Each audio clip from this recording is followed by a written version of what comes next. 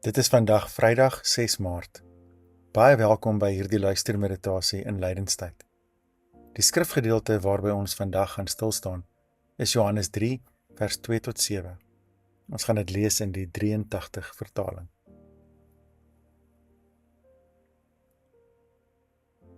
Ek nooi jou uit om daar waar jy is, net 'n paar keer lekker diep asem te haal, om tot rus te kom. En wanneer jy gereed is om jou oë toe te maak.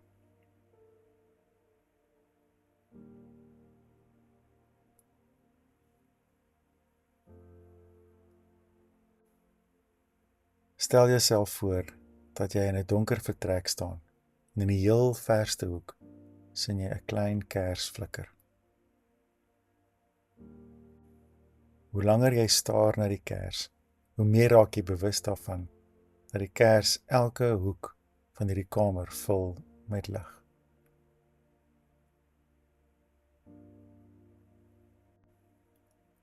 Ontvang die geskenk van God se lig wat elke kamer in jou hart verlig.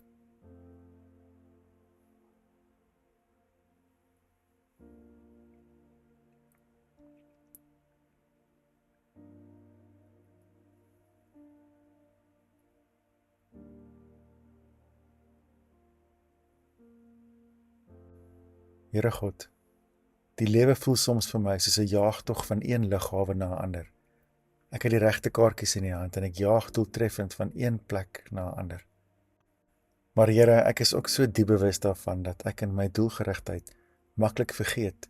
Dit is eintlik die reis op pad na hierdie plekke wat belangrik is. Dat my pad saam met U en ander besaai is met heilige oomblikke.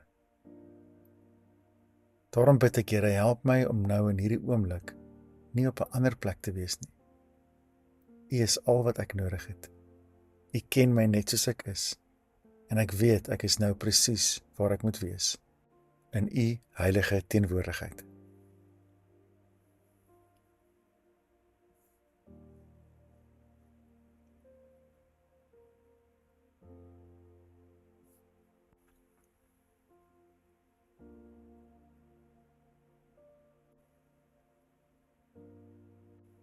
Johannes 3 vers 2.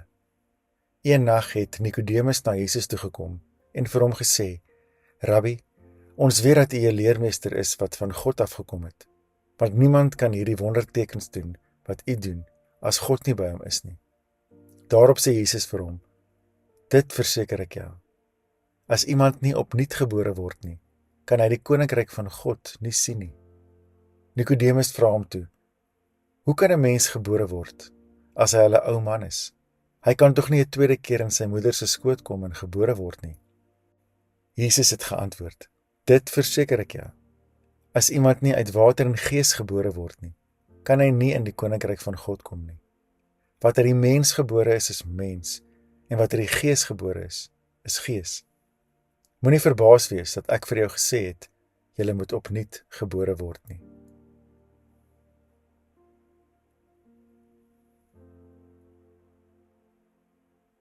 Wat het jy vandag in hierdie gesprek tussen Nikodemus en Jesus gehoor?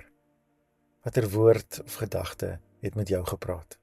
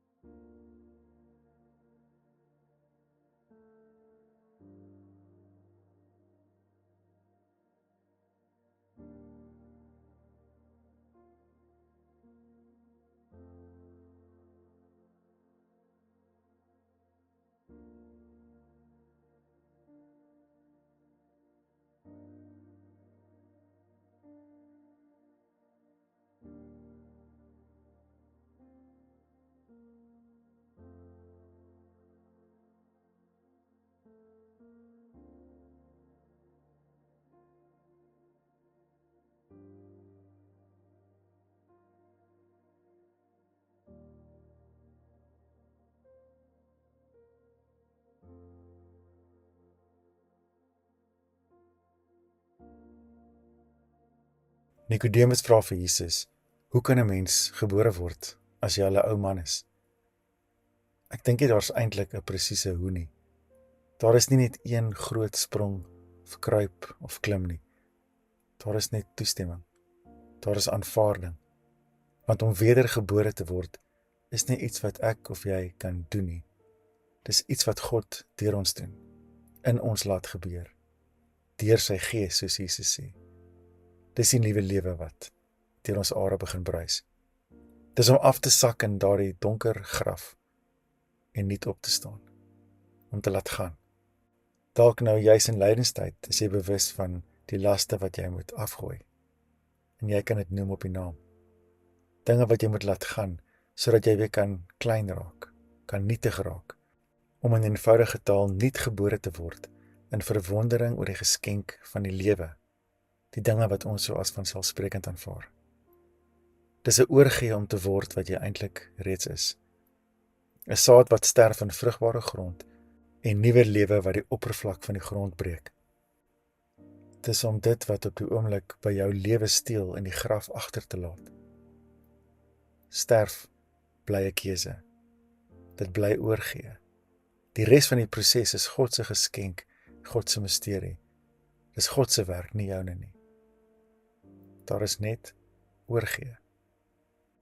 Om wedergebore te word, is om te weet, om die geskenk te ontvang, dat daar 'n naaldstring is tussen jou en God, wat jy nooit kan of hoef te ontgroei nie.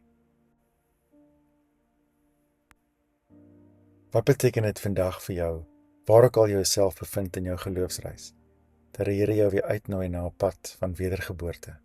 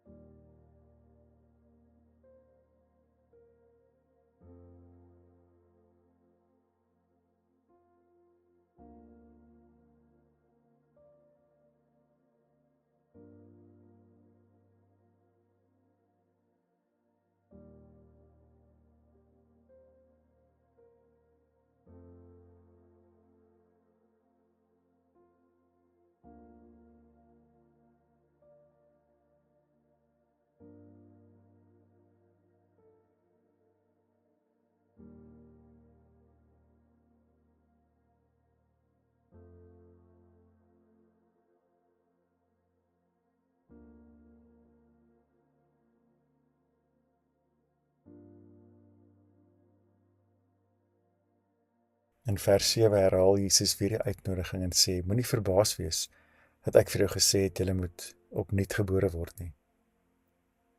Ek en jy is nie self-made nie, ons is nie selfgemaak nie, ons is geskep deur God. Ek is meer as die produk van al my prestasies. My lewe vloei uit die Gees van God. Dit is Jesus se uitnodiging. En daarom hoef ek nie te bly waar ek is en soos ek is nie. Ek word nuut gemaak. En my mislukkings en foute is deel van my storie.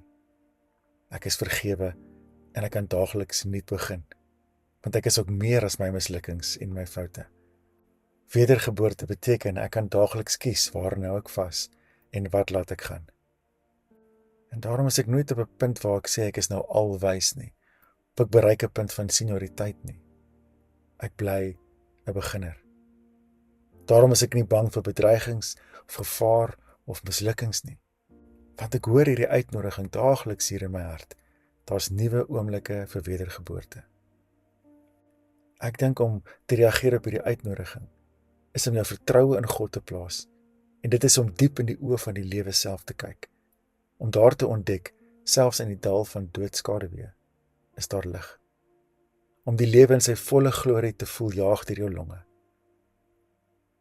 Ek en jy kan op die strand staan en die see van God se genade bloot bly bewonder, of ons kan hierdie uitnodiging aanvaar, om meegesleer te word deur die oneindigheid van God se misterie. Sopnat soos 'n pasgebore kind, om weer en weer gebore te word deur sy genade, wat kragtig in jou werk.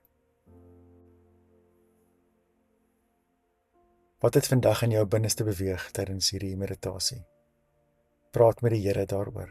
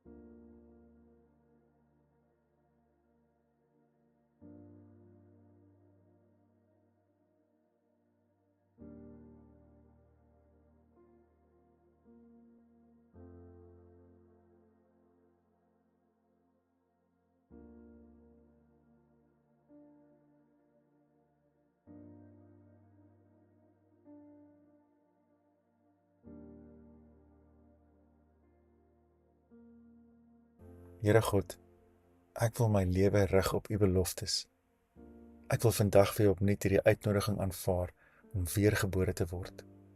En soms is dit net so dat U beloftes die een oomblik brandend in my hart is en die volgende oomblik flikker dit maar flou. Dankie dat U my ongeloof vergeef en dankie Here dat ek weer vandag net saam met U kan begin. Gees van God, lei my terug uit die grysheid van die lewe. Ek weet U honger na 'n opregte hart. Laat ek dan vandag diep in my diepste wese weet hoe U wil dat ek moet leef.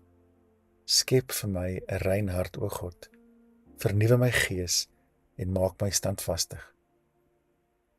Here God, vat my hand en lei my deur die wildernis. Amen.